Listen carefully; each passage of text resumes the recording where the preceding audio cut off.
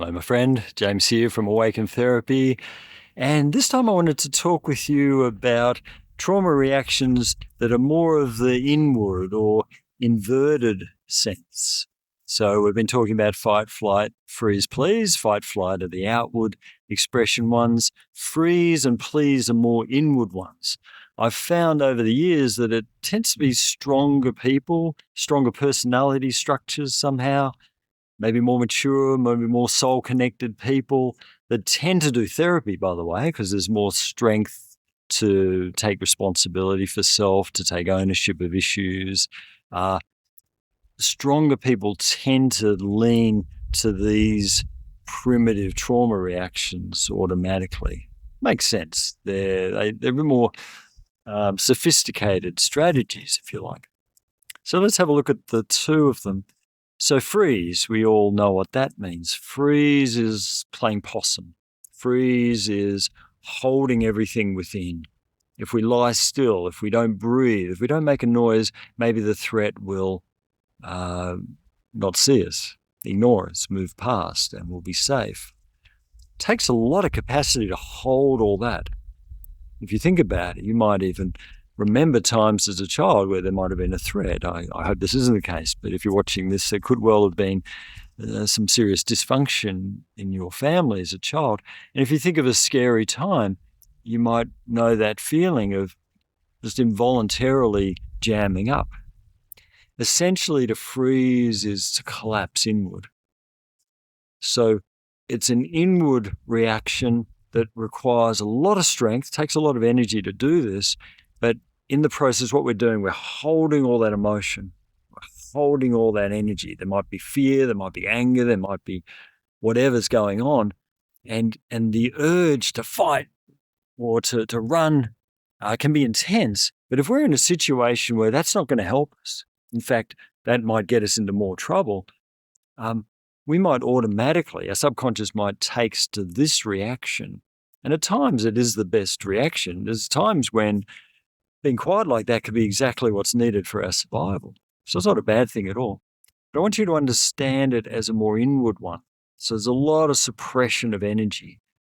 And as we know, if we suppress our feelings, if we're suppressing a whole lot of anger and sadness, well, that'll show up eventually in the secondary emotional form of depression. It can show up in other ways too. Anxiety, think of anxiety as anger plus fear. Well, when we're going through these stressful situations, there can be a lot of fear in this. The anger is what we wish to express, we don't get to, it all gets suppressed. All these energies can show up in these secondary forms. Anxiety, obsessiveness, that kind of compulsive control behaviors, these sorts of reactions. These are like secondary expressions of this primary energy that we've frozen inside.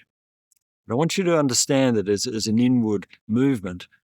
And when we look at pleasing as well, same thing. To please others means we have to put our own needs aside. We have to park them. We have to put them on the shelf. And that, once again, that takes a lot of strength, takes a lot of character, really. Somehow it's stronger people, even as very, very, very little children, who are strong enough to be able to bottle up their own needs. Really take the energy to suppress their needs, their feelings, their wishes, their desires. And in order to survive, find the strategy that works best in terms of dealing with the others. And sometimes appeasing a threatening person, an abusive person, a perpetrator, or a difficult parent, a narcissistic parent, or neglectful parents. Think of these strategies that a stronger child can run, like being the fixer or the good child, behaving so well. Or maybe they get better treatment or they don't get the negative treatment doing that. Maybe they become the parentified child parenting the parent. Maybe we just become very good at reading the rooms, sensing the needs empathically of the parents or others. We learn to fit in and become a chameleon to read what their needs are and give to them. These are all, well, there's an outward expression of it, but it's an inward reaction because it takes so much energy in an inverted sense to keep a lid on all that stress, and enough stress where we call it trauma.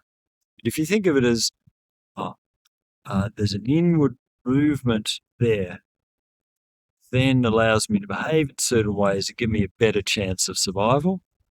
That's the way to understand it. So freeze, collapsing in, holding that all within. Please, is like the next step in that, where we then behaving in certain ways to give ourselves a better chance of survival. Yeah, I want you to understand those as the inward versions, and maybe think about how you know that in your own experience.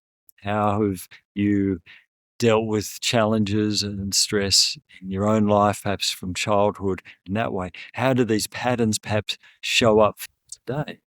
Do you notice at times where you just want to hide away, isolate, fall under the doona or hide under a rock?